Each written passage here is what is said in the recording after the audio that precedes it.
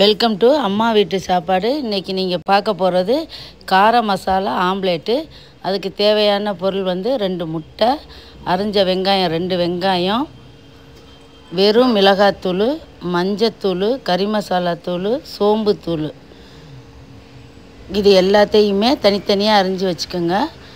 இதை வந்து 3 முட்டை, உங்களுக்கு தேவையான அளவு எவ்வளோதோ, 3 தக்காளி பாருங்கள். இது எல்லாமே அதுக்கு தேவையான பொருள். கொஞ்சம் எண்ணெய் ஊற்றிக்கோங்க. கடாயில் எண்ணெய் ஊற்றிட்டு தேவையான அளவுக்கு எண்ணெய் ஊற்றிக்கோங்க. சோம்பு போட்டுக்கோங்க உங்களுக்கு தேவையான அளவு. அது நல்லா செவந்து வரட்டும்.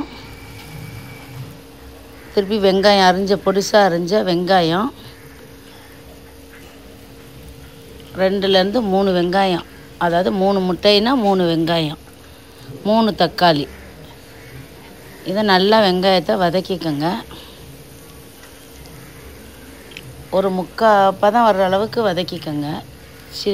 சிறுசாக அரிஞ்ச பூண்டு தேவையான அளவு. பூண்டு சாப்பிடாதவங்க பூண்டு போட தேவையில்லை, பார்த்துக்கோங்க.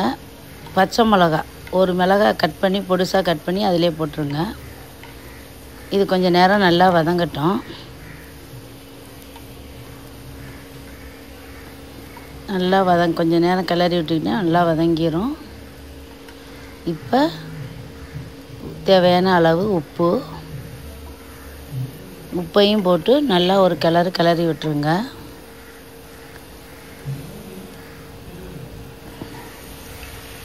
அப்புறம் 3 தக்காளி, அரிஞ்ச தக்காளியை நல்லா அந்த வெங்காயத்தை கூட போட்டு நல்லா வதக்கிடுங்க. நல்லா கொஞ்சம் நேரம் வதங்கட்டும்.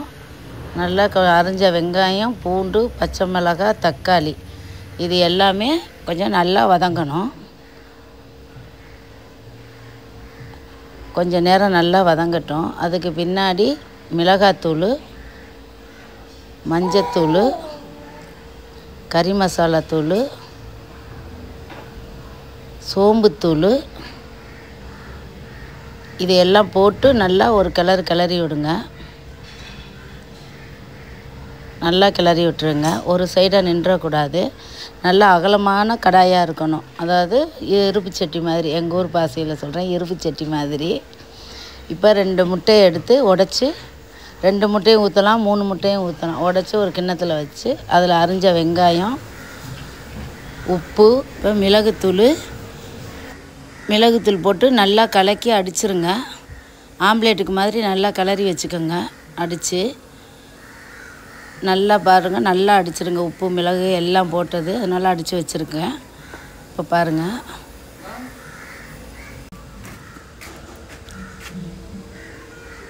இப்போ நல்லா அடித்ததை நல்லா இருக்குது. இப்போ வந்து கொத்தமல்லி அதில் கொஞ்சம் போட்டுக்கோங்க. போட்டு திருப்பி நல்லா கிளறி விடுங்க. நல்லா கிளறி விட்டுட்டு இப்போ வதக்கி வச்சுருக்கிறதுல நல்லா ஊற்றி அது மேலேயே நல்லா தடவி விட்டுருங்க. இப்போ நீங்கள் ஆம்லேட்டுக்கு கலக்கி வச்சுருக்கத இது மேலே,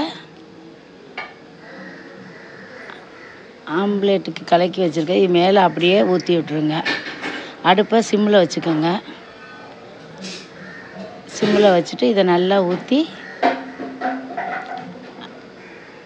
கொத்தமல்லி எல்லாம் போட்டு சிம்மில் அடுப்பை வச்சு ஒரு மூடி போட்டு அப்படியே ஒரு 5 நிமிஷம் மூடியே இருக்கட்டும். இப்போ பாருங்கள், இதுதான் கார ஆம்லேட்டு. இது உங்களுக்கு பிடிச்சிருந்தா லைக் பண்ணுங்கள், ஷேர் பண்ணுங்கள், கமெண்ட் பாக்ஸில் போடுங்க. மறக்காமல் சப்ஸ்கிரைப் பண்ணாதவங்க சப்ஸ்கிரைப் பண்ணுங்கள். இது பீஸா மாதிரி இருக்கும். சாப்பிட ரொம்ப டேஸ்ட்டாக இருக்கும். எது கூட நான் சப்பாத்தி கூட வச்சு சாப்பிட்லாம். வேணும்னா திருப்பி போடுங்க. திருப்பி போடாமல் அப்படியே எடுத்து சாப்பிட்டாலும் ரொம்ப நல்லாயிருக்கும்.